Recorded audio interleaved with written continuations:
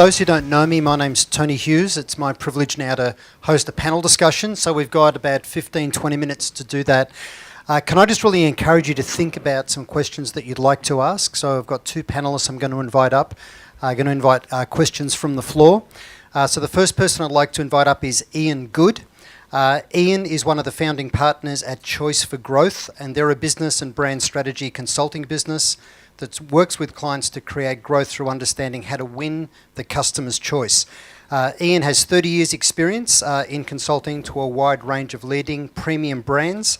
That includes Amex, Qantas, Telstra, Xero, Louis Vuitton, Moet and Hennessy. So there's certainly some admired, Moet, sorry. Certainly some admired brands. I'm showing my lack of sophistication. His own purpose project is as a qualified executive coach, where he coaches executives to realise their full potential. And the other person I'd love to invite up today is Freya Elliott. And this is a mouthful, but Freya heads up the customer-centric culture change practice within the customer experience company. She has extensive consulting and project management experience with 20 years of experience delivering change management projects within organisations in both government and private sector. And Customer Experience Company, they blend design thinking with management consulting to really help achieve results. So I might just kick off with one question. And that's for Iain first and then Freya. But how do you believe individuals can really connect with a company's purpose? How can the company make that real for their people? Well, I think first, I've done the platform that Iain spoke about, and it's a really fantastic, quick way to get people to start thinking about it. So two things have to happen. You have to encourage the people inside your organisation to start thinking about it. Now, there's a warning sign with this whole idea, right? People will question what they're doing, and they may leave the organisation. Is that a good thing or a bad thing? All right, it's a good thing on the one hand, but it's not necessarily what you really want to happen. Because what you want to happen is you want the organisation to start thinking about what is its collective purpose. What are we here really to do? If we're a software sales company, for instance, Xero is the best example I've seen in Australasia, right? Xero, at its core, and Rod Drury, the leader, and the point was made earlier about leadership, he fundamentally believes that small business is the foundation of our societies. A healthy small business world makes for happier people, happier families, happier businesses.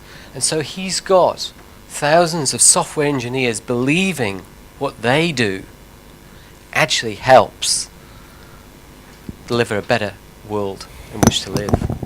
And then what he's got all these software engineers and salespeople to think about, what do I want to do and how can I connect to that bigger collective purpose? So that's what I would suggest you do. As an organisation, think about it. Don't do it as a leadership team. Do it with leaders and activists inside the organisation, and then encourage individuals to start thinking about it, then connect the two things. That's great. Freya? My experience with purpose-led organisations came as a bit of an accident in that being in a consulting firm, you often get given these really sort of nebulous kind of things to achieve. And the first time I did it was actually with the New Zealand Inland Revenue Department, and their brief to us was, we want to capture the hearts and minds of tax collectors.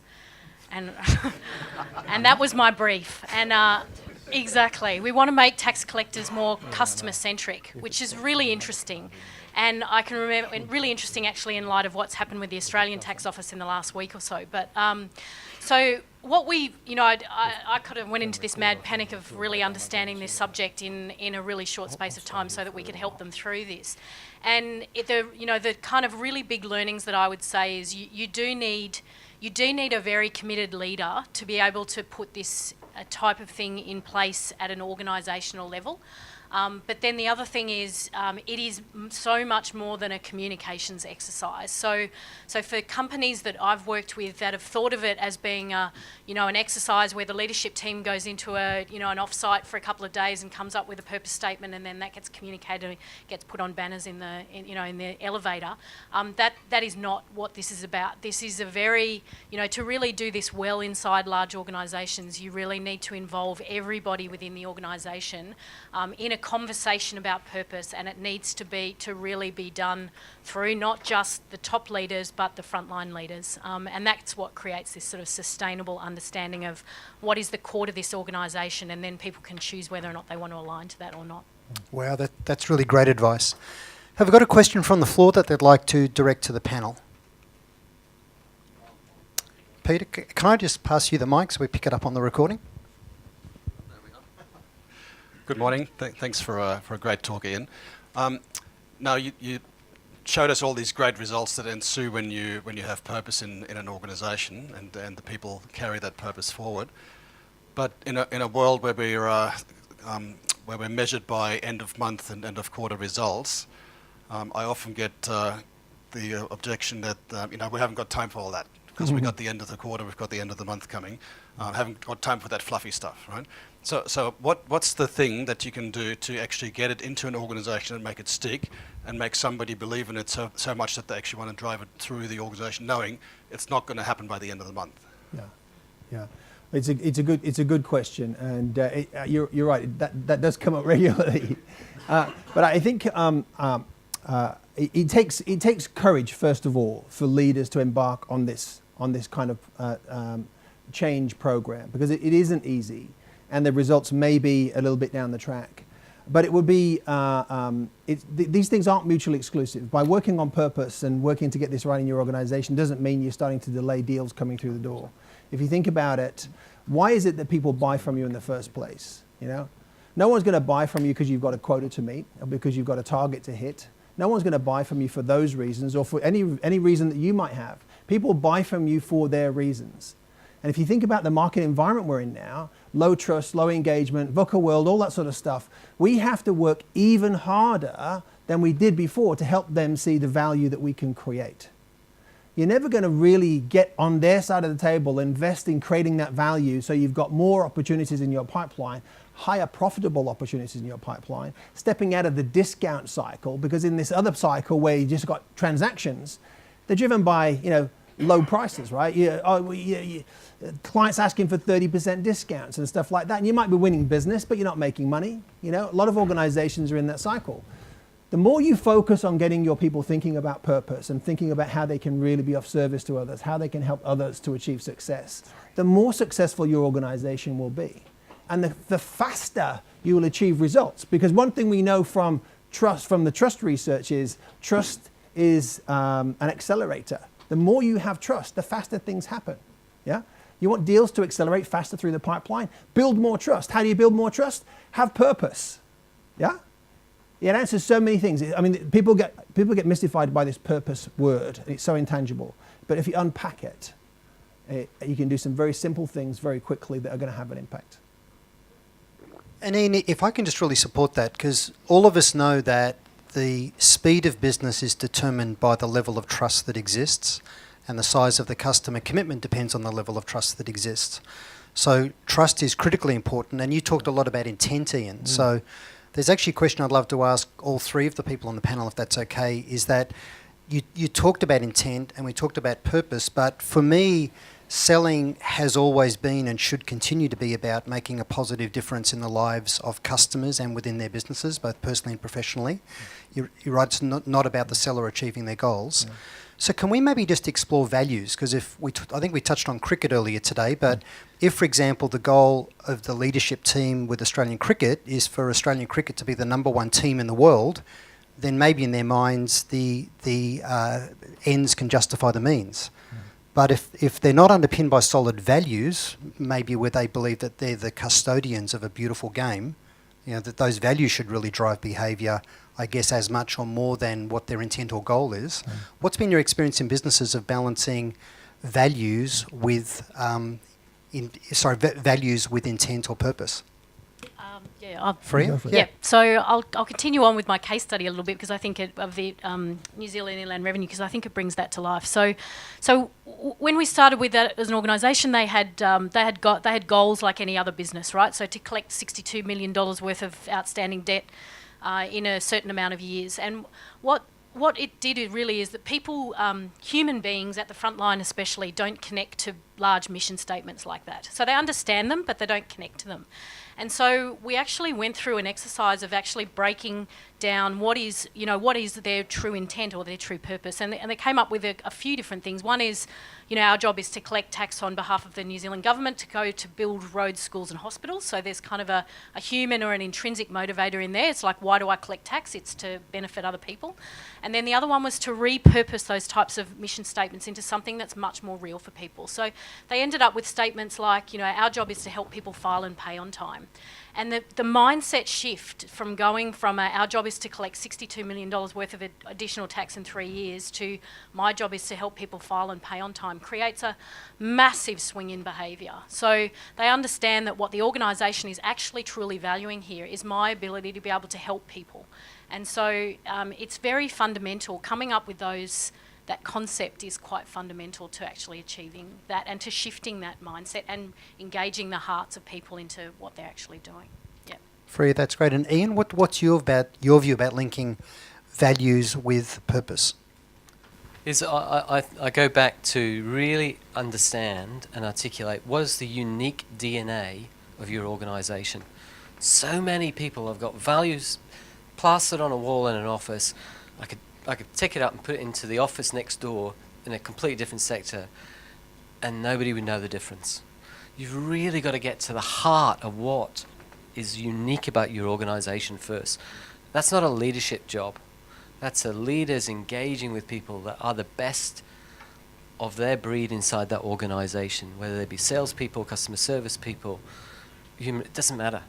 Make it absolutely authentic first, and then people really believe that what they are here to do is unique and they can connect with. That's the first thing.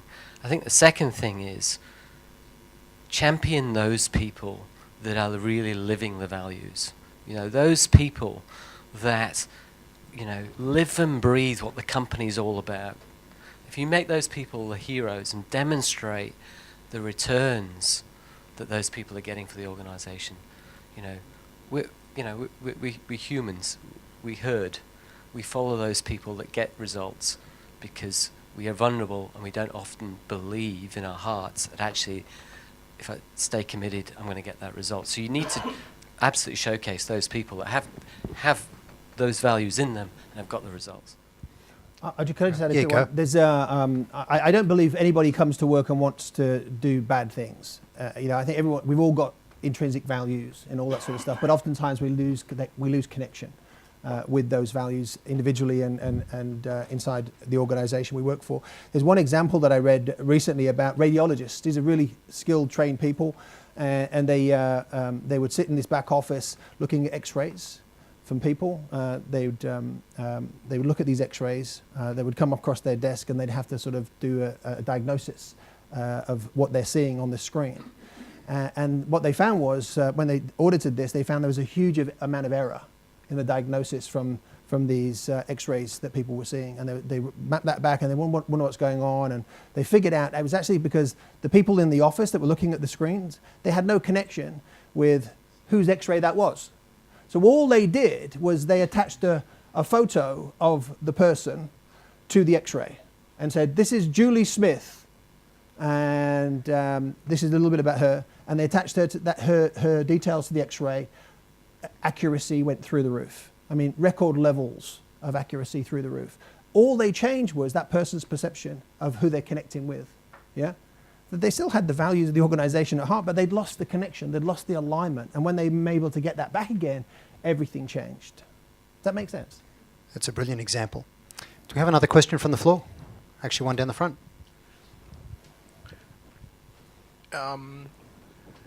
Purpose-driven organizations, everything that I heard, it's a top-down approach. If you, or a lot of us used to work for very large multicultural organizations where Australia is a very small region in the organization. If that organization doesn't have the purpose-driven approach, can you still have a behavior where locally you can drive that as well? Absolutely, yeah. Absolutely. Again, because purpose is an individual choice you can make, right?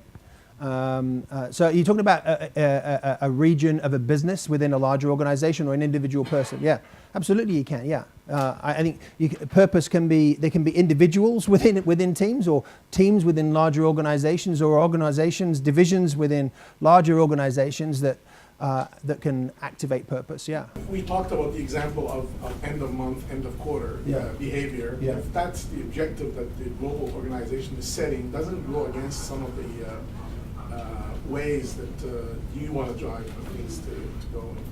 Doesn't that clash sometimes? I don't think so. I mean, sometimes people say to me, this idea of creating value for clients, we need to sell stuff quickly. So, creating value and being purpose-driven is going to take longer. Well, maybe not. If you've got to hit targets quicker, you've got to make sales quicker. You've got to find out how you can create more value and step into your purpose quicker, right? They're not necessarily mutually exclusive. You've got to figure out strategies for how do we do this? How do we achieve this? Instead of just being on the phone, trying to make things happen, trying to pressure people to make deals quicker, how can we switch that around and do that by being purpose-driven, by being more focused on creating more value? My sense is that if you can help your clients to see more value more quickly, they will be more inclined to make a decision more quickly than less inclined, yeah? But it does require some change of mindsets and skill sets inside the organization, and maybe even some operational changes around how you do things. This idea of shifting from a pipeline that's like that, with loads of stuff in it, to having a pipeline like that can be one of those simple things that people can do very quickly and give themselves more mental time and more actual time to do more with less. Does that make sense? It does, unless you're measured by pipeline, that's the speed as well. Yeah. Yeah, if you're going to reduce the pipeline, you have to increase your probability to get your weighting up. But Yeah, that's right, right? So you have a pipeline of opportunities that are more likely to close than having a pipeline fiction full of stuff that's just taking up time and resources. Iain, I loved your presentation. I thought there was a lot of very pertinent advice there. Thank you. So thank you for that. But isn't the reality we have multiple purposes in our life? We have purpose at work. I have purpose as a parent. We have maybe purposes in our community. And what's your thoughts when those purposes can at times be in conflict? Who do I prioritize in terms of my purpose? To my child and their needs at that time, or to the work and my obligations there, and to my community?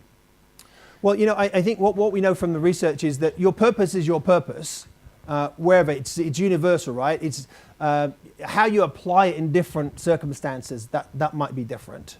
But I think that one of the key elements here, I think Iain touched on, is alignment. You are always you, and the more you can turn up as you every day, at work, at home, in your communities, whatever you're involved with, as long as you can turn up at you and do the things that give you purpose and meaning, whether it's work or home or whatever it is, the more happy you're going to be, and the more happy people around you are going to be, right? So it's more the application of than having to sort of be a different person here and a different person there. I mean, this is one of the things that gives people so much stress in this VUCA world, right? That they have to come into a work environment and behave in a way that's inconsistent with who they really are. They almost have to put on this mask and play the role of the salesperson who's got to get out and get deals, but that's not really who they are, right? So we've got to get alignment. We've got to be able to turn up as our true, authentic selves every day, at home and at work. Did I answer that properly? Yep. It's a good answer. I've just got one last question for us to finish on that I'm going to ask all three panellists to respond with, if that's okay. Is it quick? Okay, quick one.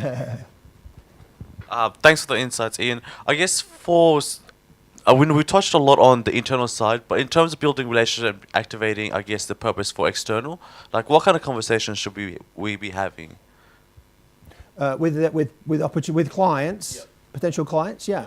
Well, I mean, you need to be having conversations that help them to, from a sales point of view, generating opportunities, yeah. So you need to be having conversations with clients that are focused on how what you do can create value for them.